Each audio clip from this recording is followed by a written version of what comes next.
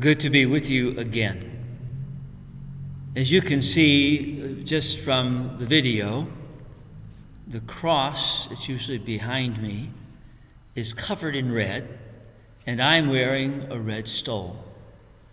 These are the colors of Palm Sunday, or should I say, the Palm Sunday of the Passion of our Lord, which is the official, you might say, name for the Sunday. It's not just Palm Sunday, it's the Palm Sunday of the Passion of the Lord, because both of them are very important words in describing this Sunday and what it means. Red is certainly a deep color, a dark color. That's part of the reason it is used, but red is also the sign of heroic pouring out of blood of the martyrs.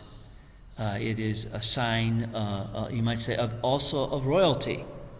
There's a certain royalty about red, or purple and red, as colors of the royalty. It would be a royal cloak that one of the soldiers would put around Jesus, and it would be a reddish purple that was used in those days at the crucifixion and mocking him as he made his way to the cross. So we have these reminders of it, and you might say the other question might be, wait a minute, this is the story of the Passion of the Lord. Why would you cover up the crucifix? Well, it's a create a dramatic effect that reminds us that until that proclamation of the actual reality of Jesus being crucified, crucifixion would not have any importance to people, except as a very unfortunate thing not to remember. They would not want to remember their loved one crucified, because it would be like taking a picture of somebody being executed at the electric chair or the gas chamber. You would want a picture of that.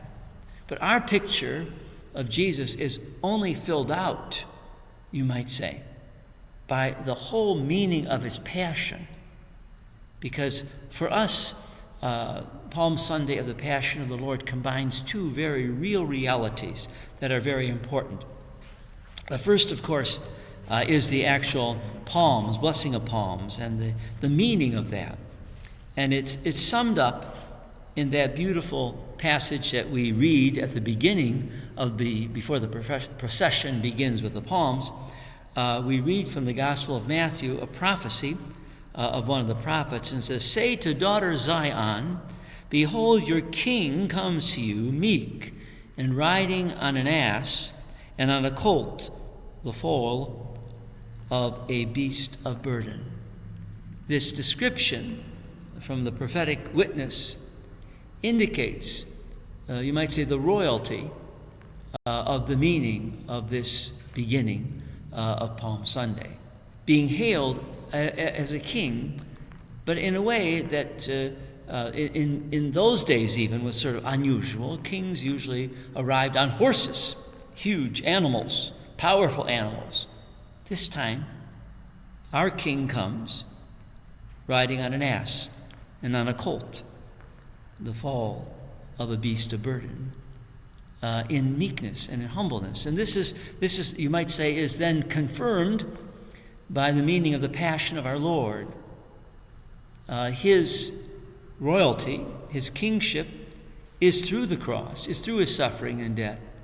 And only, you might say, in that suffering and death that is vindicated by the Father's grace and power in his Son Jesus Christ, and he's raised from the dead and is in eternal glory, indicates that his kingship comes about in a different way than by the power of arms or the power of force.